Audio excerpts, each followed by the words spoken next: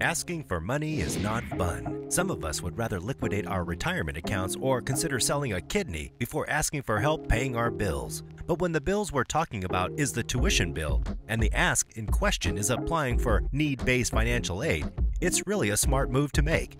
There are $200 billion in financial aid available to college students, and all you have to do to tap into that deep well of funding is ask for it, and qualify, of course. With that in mind, please consider these top 10 college financial aids tips.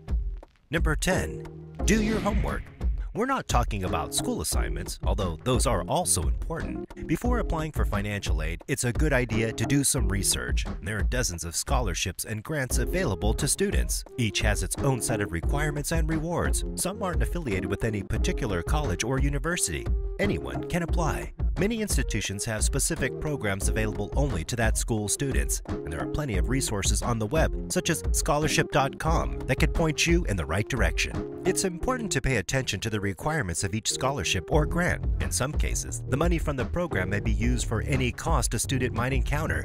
Others have strict guidelines on how the student can spend the money. Some scholarships or grants only go to students based on financial need. Others go to students who demonstrate qualities like leadership or community service.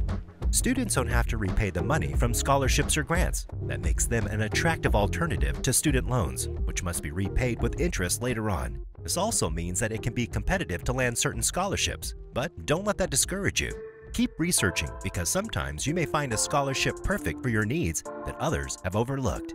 Number 9. Complete the Fafsa form. The free application for federal student aid, or FAFSA, is the government form required by every college student to apply for financial aid. It asks for information about your family's size, income, and assets, and assesses your family's ability to pay for college. If a college costs more than the FAFSA's formula determines you can pay, you qualify for financial aid. Once you've completed the FAFSA and done your homework, it's time to apply for financial aid. You should submit applications only to the programs for which you are eligible.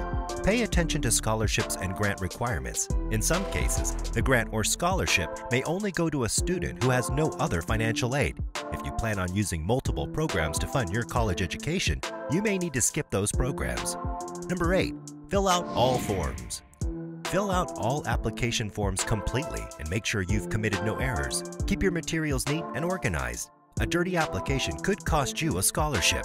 Should the application require an essay, write an original piece that is thoughtful and make a good impression. Be sure to pay attention to deadlines and send your materials in on time. Avoid sending superfluous or irrelevant materials when you submit your application. Applying for financial aid is not the right time to test the "more is always better" philosophy. Number 7. Maximize your money. To maximize your cash, apply for everything you qualify for. Once you've completed the FAFSA and done your homework, it's time to apply for financial aid. You should submit applications only to the programs for which you are eligible. In some cases, the grant or scholarship may only go to a student who has no other financial aid. If you plan on using multiple programs to fund your college education, you may need to skip those programs. Number 6. Meet the deadlines. It's not exactly first come, first served in the aid office, but nearly every college has a limited aid budget, and when dollars run out, they stop giving aid. Late applications stand a good chance of showing up when there's no money left. But here's the good news. There are billions and billions of dollars out there ready to go to millions and millions of college students. If you become an educated aid consumer and complete the forms accurately and on time, there's a good chance that you will receive enough aid to make it possible for your child to attend that dream school. Wouldn't that be grand? Number 5. Know your EFC. Know your EFC as well as you know your child's SAT. It's alphabet soup in the college financial aid world. EFC stands for Expected Family Contribution, and this is the number that drives the need-based financial aid system. You're only eligible for need aid, grants, subsidized student loans, work study if your EFC is less than the cost of attendance. Now is the time to make this calculation so you can decide if you should apply for aid. Unless your EFC is considerably more than the highest cost college on your child's list, plan to apply for aid. And here's another rule. Regardless of the EFC result, if in your own mind you feel you need assistance, apply and let the college aid office decide if you will receive money. Number 4. Work with an expert. At times, you may feel lost when you look at your options for financial aid, and for good reason.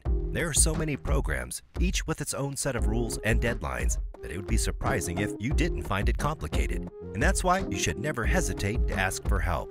Most high schools have counselors who can help students sort through financial aid options. You can also check with a financial aid advisor from the college you wish to apply to. Asking questions can save you a lot of time and frustration further down the road. Check to see if there's a website for the aid you're seeking. For instance, students and parents working on the Fafsa form can visit the official site to access frequently asked questions and help guides.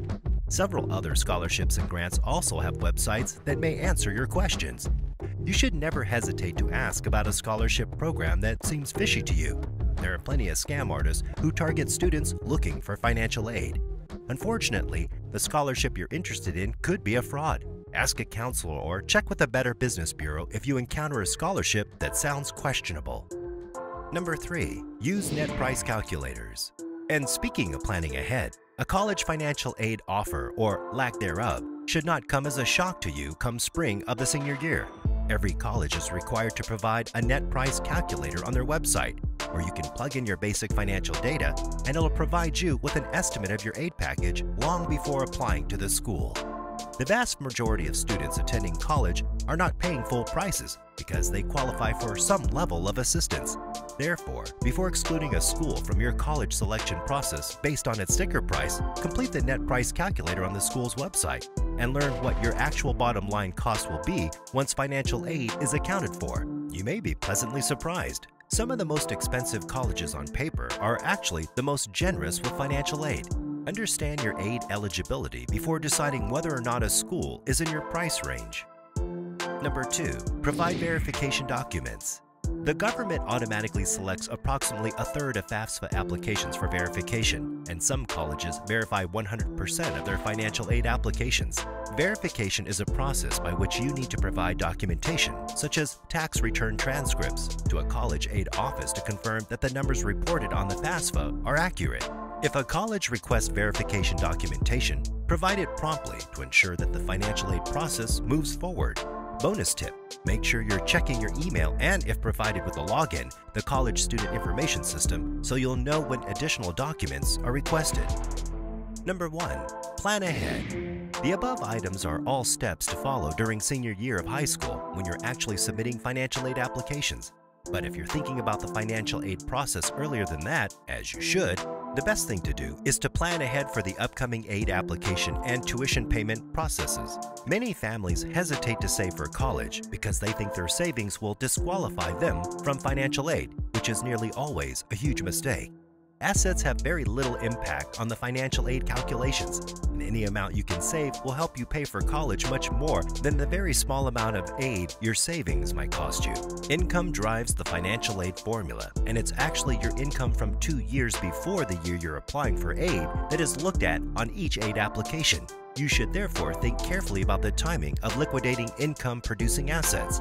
Suppose you were going to cash in on stock options or withdraw from a Roth IRA to help pay for college. In that case, you might want to make those moves by January of sophomore year of high school or after January of the sophomore year of college to avoid any financial aid impact.